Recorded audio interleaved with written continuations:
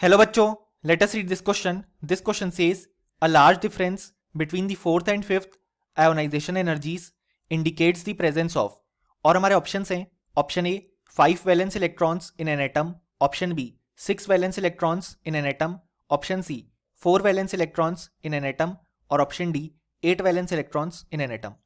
सो हमसे कहा गया है कि अगर फोर्थ और फिफ्थ आयोनाइजेशन एनर्जी में बहुत ज़्यादा डिफरेंस है तो इसका मतलब कितने वैलेंस इलेक्ट्रॉन उस एटम में प्रेजेंट है. सो इस क्वेश्चन को सॉल्व करने के लिए हमें जो की कॉन्सेप्ट रिक्वायर्ड है वो है कॉन्सेप्ट ऑफ आयोनाइजेशन एनर्जी. सो यहाँ पे हमारे पास जो आयोनाइजेशन एनर्जी है वो रिप्रेजेंट करती है energy supplied to remove an electron from a neutral gaseous atom.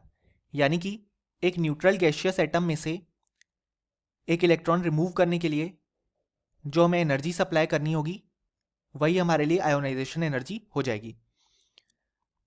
अब अगर हम पहला इलेक्ट्रॉन रिमूव कर रहे हैं तो उसके लिए हमारे पास जो आयोनाइजेशन एनर्जी लगेगी वो कहलाएगी फर्स्ट आयोनाइजेशन एनर्जी.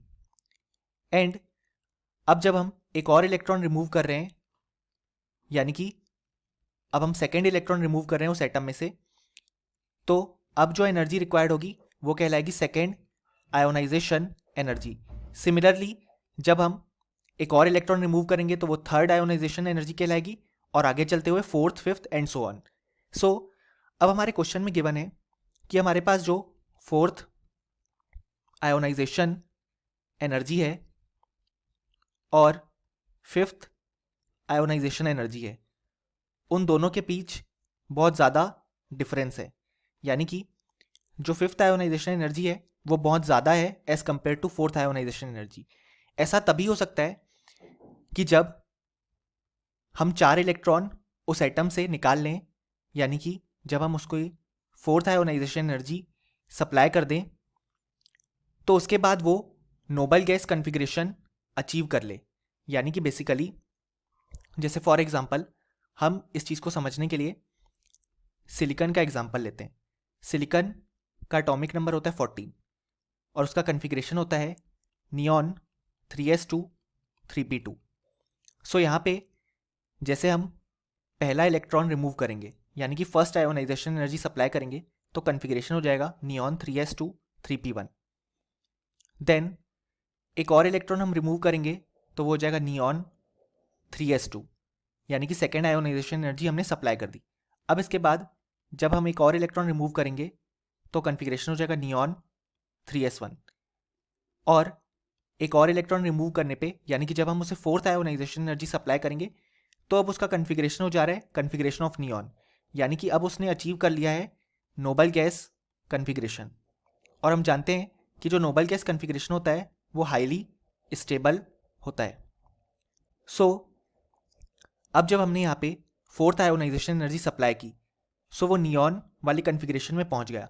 अब इसके बाद जब हमें इसमें से एक और इलेक्ट्रॉन रिमूव करना है यानी कि अब हम रिमूव कर रहे हैं electron from the noble gas configuration, यानी कि हमें बहुत ज़्यादा अमाउंट ऑफ एनर्जी लगेगी क्योंकि हम रिमूव कर रहे हैं electron from the highly stable configuration.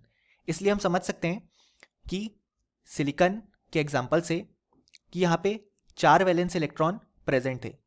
सो उन चारों इलेक्ट्रॉन्स को रिमूव करने के लिए एनर्जी रिक्वायर्ड थी एक सर्टेन अमाउंट. लेकिन जब वो 4 वैलेंस इलेक्ट्रॉन रिमूव हो गए तो हमें देखने को मिला नोबल गैस कन्फिग्रेशन.